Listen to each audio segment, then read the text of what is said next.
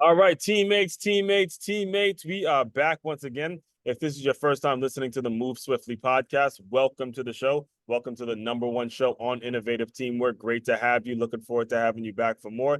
Thank whoever brought you here. To my regular listeners, here we go again. Another gem of a person. Shout out to podmatch.com for getting all the legwork and all the logistics out of getting guests on this show. Appreciate you guys very much. I have Kirk Mccarley, who is what I consider kind of a renaissance man. Everything does everything from teacher spin class to coaching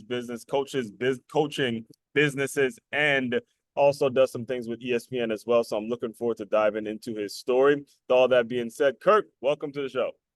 S1, thank you so much for having me. Looking forward to it. Yes, my pleasure. My pleasure. Like I said, there is a ton of things that you do. You are, I want to say, what, 60 something years young. You have done a lot. And it's like as you grow older, and one of the things I actually heard when I was listening to you before we started recording, I heard how you kind of have a refreshed spirit on life and how you're constantly trying to get better, constantly trying to do things, constantly just trying to stick around, for your grandbabies and things of that nature. So I think the best way to kind of start things off is to just give us a little bit about your background, where you're from, and how'd you get to the point where you are so driven as an individual, so like focused as an individual and things of that nature. So the floor is yours, man. Boredom. If I don't do stuff, I get bored. Yes, that is very true. I, Yeah. I tell Now, you were what, you an Aswan, athlete growing up, or like how did all the stuff come about? I was an athlete growing up. I played basketball, I played softball. And what I found about myself is I enjoyed the analytical and the logistical component of athletics just as much as I enjoyed playing it. Mhm. I was always fascinated and aroused by what is so and so averaging per game as a basketball Even while you were player? playing, right? Even while I was playing, what's Mhm. his batting average? What's his completion percentage if you got into football? So this was when I'm 10, 11 years old, Mhm. predating the days of electronic calculators, even. So when I would figure those things out, it was longhand division. Mhm. And what happened is You I were doing started mem longhand division with stats, basketball stats, baseball stats. I was, and I started memorizing it Wow. because longhand got too cumbersome. Right. And so I was always good at math, and that was a talent I carried forward to Mhm. where I'm in college, sitting around with guys at the frat house, and we would be talking about so and so. He's 1 for 7 at the Mhm. plate. And I say, if he gets a base hit here, he's going to 250. If he has an offer, he's going to drop down to 125 through Mhm. memorization of that longhand division, and got a little bit more complicated than that later on. Mhm. But what that ended up doing is one of those buddies was a broadcast communications major. And as he started his career in professional broadcasting, first with the Dallas Mavericks, then with the San Antonio Spurs, and Mhm. eventually with Southwest Conference football when that still existed, he asked me, would you help me with statistical analysis? So I moved into the broadcast booth, would supply information to him and the color analyst during the course of the game. This is back Mhm. in 1989. He moved over to ESPN in 1995. I moved over with him. He's since gone on to do some other things. I've stuck with the Disney Corporation, and so I'm still doing that 35 years later. So, seeing that it has been 35 years, and that's the preference. I was actually born in '89, so I personally has seen a lot of changes in the industry. Have you seen things happen, whether it's social media, whether how dependent we've become on the internet? Has that affected any at all, anything about how you are able to do your job or what it is you do with ESPN? In answer to your question, the changes have been immense. Mm-hmm. When I started off, there were set times for the broadcast of an event. The media was not controlling that to the extent that it is now. Mm-hmm. Now, in college football, for instance, there'll be a 6 to 12 day window before a time is set for a game that's further into the season. Hmm. In the old days, the media would respond to a noon kickoff, a 3 kickoff, 7 o'clock, whenever that was set by the respective conferences and the schools. So that's one thing. Another thing that I've seen change most recently is it used to be taboo to talk about what the betting line was for a game. Mm. Now that's come into the mainstream. So Yeah, there's like the books, ESPN Bet. Now there's like a port, like a division they have that's just they're ESPN Bet, right? there is, and we Hmm. talk about line during the course of the game and the millions of dollars that can be Right. transacted as a result of something like that. Of course, the transition worked primarily in college sports from amateurism to professionalism has been Hmm. profound to where players have NIL now. Uh, there is a package that's out there when they come to a respective school, and particularly at the highest levels of D1, it Hmm. transcends salary, or rather, I should say, books, tuition, Hmm. room and board, things of that nature, which used to be the gold standard Right. legally back in the day. So how is that has that affected your day to day at all? Because one of the things I really want to kind of ask you about is how you're able to transition that or be able to, go to a business where you're helping you have an actual coaching business where you help other business owners, where was kind of the connection there for you to start that? And it's called the Seed Sower, correct? The seat sower coach, I'll tell a story Yeah, about good. coaching or segue into that first, and then we can talk about how I launched my coaching practice. 2020, of course, we were struck by COVID, shut Mhm. down so many things, including athletics. And so much of that was broadcast remotely. And we weren't actually live at events. That was a change. But I would be sitting here in my office in Florida. Broadcaster would be wherever he or she was. Right. Same for I the remember color that time, yeah. analyst. And so the challenge that faced me at the time, it was, son, you better get with it. You're going to have to embrace some technology in order to Oh, maintain this livelihood. I got you. So I learned a lot about Zoom at that time. I Hmm. learned about tracking events through various broadcast media, but Hmm. also communicating via an app called the Unity app. So Hmm. rather than wearing the headset, as I was doing at a live event, I was Hmm. communicating through my cell phone, my iPhone. And so it Right. was very awkward at first. It was change, and it's like, oh my, I don't want to do this. But I began from the premise of what can you do now? What do you know? And like we eat that elephant one bite at a time, slowly chewed away at that until I Okay. was able to get acceptable with using some of the technology that's associated with that. The Right. parallel is as I coach people, so much of coaching is predicated upon change. You're here now. How are you going to get to where you want to be? And what are the steps that you're prepared to take to get there? Hmm. And that can be a little bit intimidating for people because I don't want change, I don't embrace it. Right. But having understood that firsthand myself in that one instance, I it got you. makes it easier to empathize with someone who's timid about that. So I've been coaching people for 8 years now. My Hmm. journey in that began actually, it was about 11 years ago. I was late in my career, full-time career as a human resource executive, Hmm. and I knew that I didn't have any designs to retire, so to speak, because Hmm. as I said at the beginning of the show, I'd get bored, and golf just makes me mad. So what am I going to do with my time?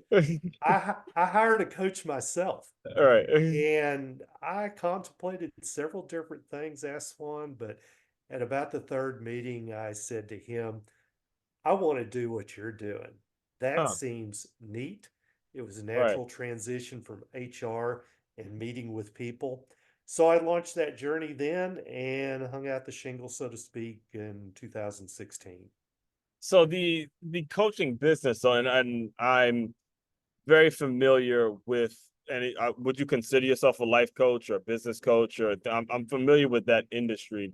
There has to be something that pulls the right client in. You know, when someone comes into that world, when someone decides that they want to start a coaching business or be in a situation where they're going to coach anybody, what would you say is your thing, like that you would want to use to bring people in? You know, what is it about you that makes it so they want to hire you as a coach? I'm very empathetic, Hmm. for one thing, and a couple of my niche markets are Right. people who are like I am now. Mhm. They're late in career. What am I going to do next? And it may Okay. be I'm going to go play golf, but how do we Mhm. coach to get to that point? But I also have a long memory, and I remember 40 years ago when I was lost in career. I was youthful, Mhm. and this job, it kind of sucks. I want to do something that is going Mhm. to engage me more. I need some help. So helping those folks that are maybe your millennials and Zs, such as Yeah. yourself, I guess, Right. to some degree, to find what the next step is going to be. But my secret sauce is relationship building. I'm Right. fascinated with people. I love their stories. I Hmm. love to piece things together. Our commonality already, we both reside in Florida, albeit different Right. places. I could explore that for a long time with you, and we could share our notes and build that relationship. Once we've got that relationship, we can begin coaching because we've got that trust factor between the two of us. Yeah, and the thing is, I love the name, the seed sower, and I'm curious, like, what are some of the, because you've been doing it for so long, over a decade at this point, what do you see as some of the common problems that people come to you with? What are some of their hangups? What are some of the things that you see that are reoccurring when it comes to the issues that they would want your services for and how you can help them? Yeah, that's a good question. Mhm. What I hear a lot about now is impact, and Mhm. people want their lives to have impact.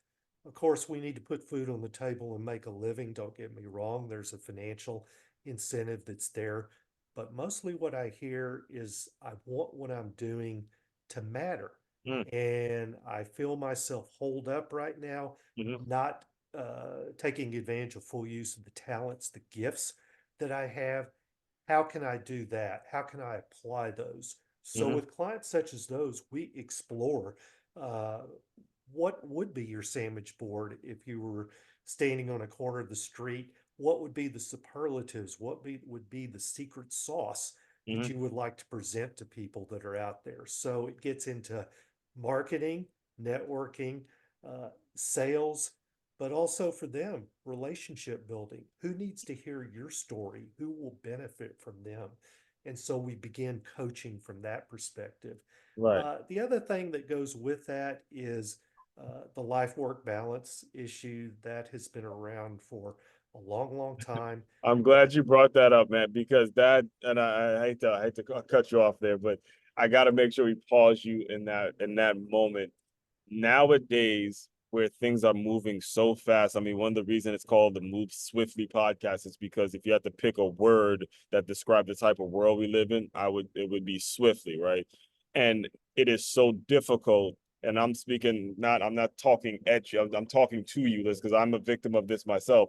It is so difficult to figure out how exactly we can create that balance when things are moving so fast and you have to constantly keep up, whether it's with messages, whether it's with calls, whether it's with outreach, whether it's with responding to this and responding to that. I would love for you to just share a little bit about. I'm just glad you brought. I want to just kind of tee you off in terms of how do you teach the whole work-life balance deal, because it is a very prevalent topic nowadays. So much blends together. Mm-hmm. I was reading a story today, a guy named John O'Leary who's in St. Louis, 4 kids. He's a motivational speaker. He was Mm-hmm. talking about incorporating that balance by blending things together. Right. And he shared an example of what does. He was going out on a speaking trip to California. Uh-huh. He has 4 kids. He invites one of his kids to join him for a daddy daughter, daddy son trip where Yeah. they actually help support him. It's kind of like take your kid to work day to some Right. degree, but they also have a component of that where they enjoy where they are. And so in this instance, The daughter got to go with him to Laguna Beach, California. They did Mm-hmm. outdoor activities. They enjoyed all the best weather that California had to offer. Mm-hmm. So, opportunities that exist to bring those things together. For me, there was a time when my kids were young, I would take them to some of the ESPN events that I Mm-hmm. did, and they would maybe bring a friend.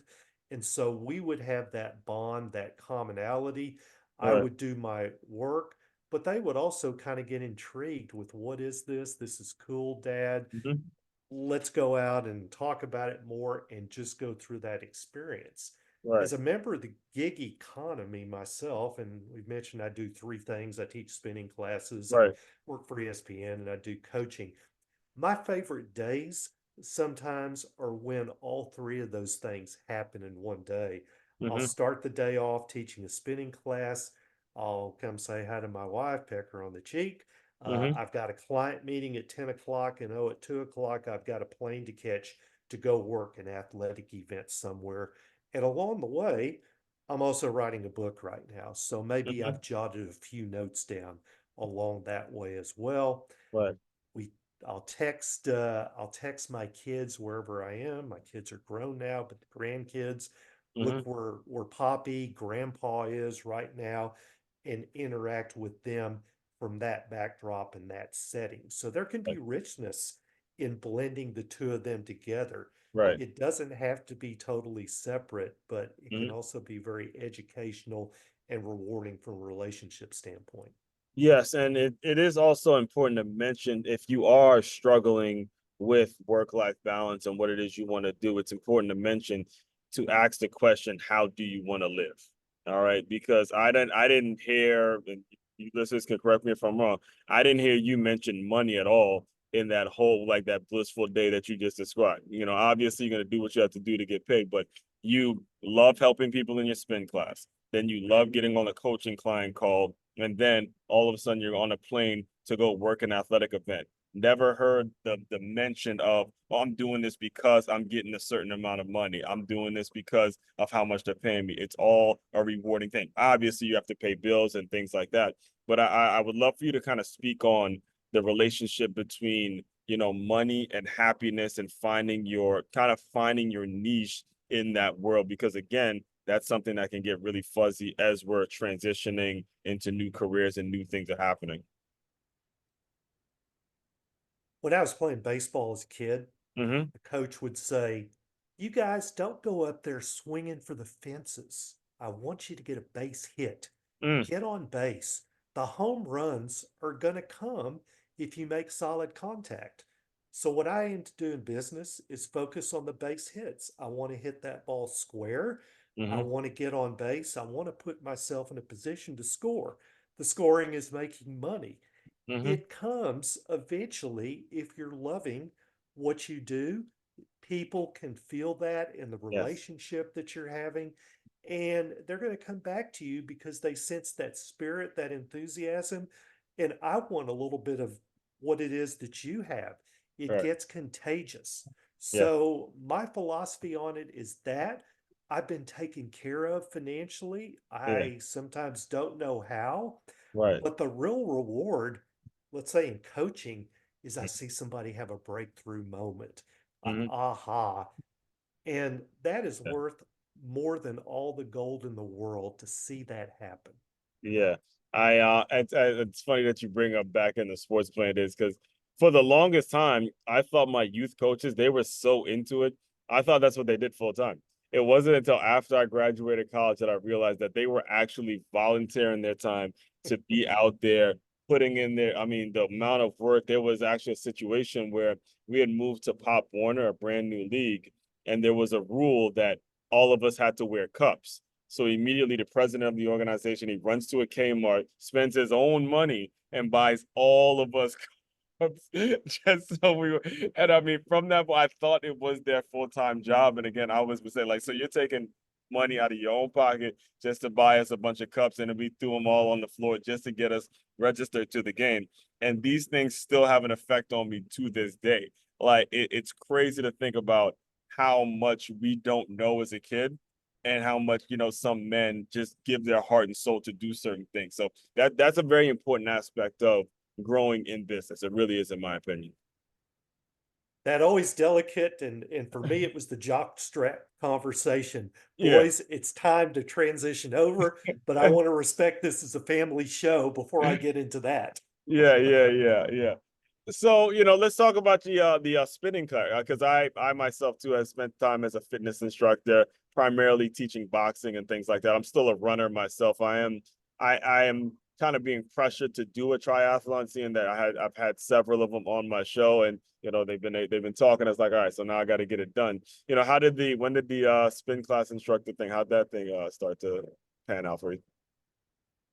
Well, for me, running became You, less were and you less of running? a Are you running too? possibility. I was a runner too until back problems started to manifest themselves. Thank you, high school basketball, for Yeah, that, which yeah, I'm that still happens. afflicted That with. happens. That But happens. I had a person that was a workmate, and he said, "Come on and join our spinning class." So Hmm. I did. Hey, this is a good workout. This really pushes me. It's easier Hmm. on my joints. I could do something with this. Well, Hmm. there was Bob who was in that class who was 25 years my elder. So I guess he's nearing 70 at the time. And he was full of life and he's having a good time. And he looked at Hmm. me one day and he said, "Kirk, you and I ought to go lead spinning classes. Let's go get our certification." And so when he put down that gauntlet, I was like, okay. So that Hmm. launched that back in 2008. Bob, by the way, is in his 90s. And as far as I know, he's still leading spin classes. Wow. Yeah. So I want to be Bob when I grow up, Yeah. but I've been doing it for, I guess, going on 16 years myself now. Hmm. It's a great workout. I actually, pardon me, I actually get paid for yelling at people, is Yeah. what I like That to was the say. best thing about, yeah. Yep. That was the best thing about being a fitness instructor. Hmm. And they listen to my Hmm. eclectic music. Right. So Right. Bob said to me, "Yeah, the music may not be the most popular, but if you like it, that's one person who does." Hmm. Okay, so what do you see as like, how do you kind of see the next phase of everything that you got going on? I mean, you have the stuff you're doing with ESPN, you have the seed sower and your coaching business, and then you have the spin instructor stuff. How does everything kind of connect? What do you see as next as kind of your next, like how do you see it progressing? I'm working on a book Oh yeah, you did, man. Yeah, you could currently. talk about the book, right? And that's the project I've got going. How that came about is to market my business. Mm-hmm. I got blogs that I put on my website. I put on LinkedIn, Facebook, some of the social media I'm on, and they're also featured in our local Mm-hmm. paper here, monthly column on whatever the subject is I'm talking about: leadership, All right. sports, coaching. Pick Mm-hmm. pick the subject. It's kind of what comes to mind. So my publisher for that kind of challenged me. He said, Mm-hmm. this is good stuff. Have you ever thought about writing a book?" No. But then I read this statistic. It said 81% of the public wants to be an author, Mm-hmm. but less than 1% actually does it. Right. So I was challenged with that. Mm-hmm. I'd like to be a one percenter. So I had all these blogs. What am I going to do with them? I Right. assembled them to a book, and the book's titled Thoughts for My Kids and Other People's Kids: Mm-hmm. Observation, Advice, Experience, for probably catered to millennials and Z's, Mm-hmm. but really to anyone. So I'm in the process now collecting testimonials, getting a forward, Mm-hmm. and this thing is targeted to come to publication this fall. So what's the is there a ideal reader or an ideal client or ideal person that you would want, either reading the book or coming into your coaching program? What are some of the specifics and the things that you're probably looking for when it comes to the people that you work with? Someone such as yourself would be Yeah. ideal. I'm fascinated with Appreciate that. people who I'm fascinated with people who are in life where I once was, Yeah. because I did so many things wrong and I learned from them. And Uh-huh. I would like to have a conversation with those folks and Uh-huh. see what I can offer as far as some guidance.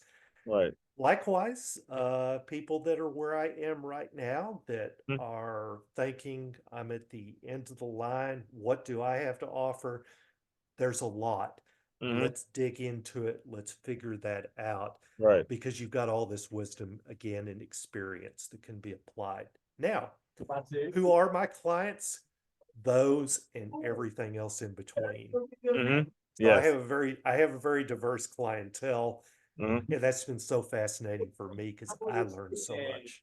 Yeah, I mean, again, I know the feeling because you get the people that come to your spin class, the primarily the folks that come to your spin class, then the people that you meet in the sports world, and then in the coaching business, the business owners that have these hang-ups and what it is they want to do. So you do become very, very diverse, and that what I've learned is it really teaches, I think you already used the word, but to be very empathetic. Empathy is at the core, empathy is at the core of a lot of the work we do because what I'm finding out, what I'm realizing when I talk to young people is they do feel very alone because of these bad boys right here. These social media devices, and a lot of times they just need someone to listen to them and to be heard and things like that. So with all that, I do want to be very respectful of your time. Can you just kind of tell people how they get in touch with you, what it is, what's the best way, where do you send them if they want to hear more? Well, first of all, Aswan, thank you for the pleasure of getting to meet you and Mm-hmm. for having an opportunity to have some dialogue. I'm in Northwest Florida, out between Destin and Panama City Beach, the opposite end of the state from where you are. Well, I Uh, was in St. Petersburg when I first got out here about 6 years ago. So I think I drove, is it? Yeah, Destin. I think I did drive by there. Florida's huge, guys. So Florida is used, the peninsula where we are in Florida, we're actually closer to St. Louis than we are to where you are, to kind of St. put things in Louis, St. Louis, Missouri. really? Yeah, to Oh, put it into perspective. okay. So interesting geography. Mhm. I have a website. It's theseedsowercoach.com. I can be reached at Kirk at theseedsowercoach.com. Mhm. And call or text me 314-677-8779. I'm on LinkedIn. I'm on Facebook as well. All right, and that will also be included in the show notes as well. All right, Kirk, the final thing I do with all my guests, I need you to use your imagination a little bit. You're about 20 years old, early 20s. You're struggling, you're trying to find a career, you're kind of wherever you were. I want you to pretend that that 20-year-old version of yourself just clicked into the Zoom room, give him some words of encouragement, and we'll officially close. First of all, I've got good news. Mm-hmm. I outkicked my coverage with who selected me to marry them. So next week it'll be 44 years. We met in college. Woo!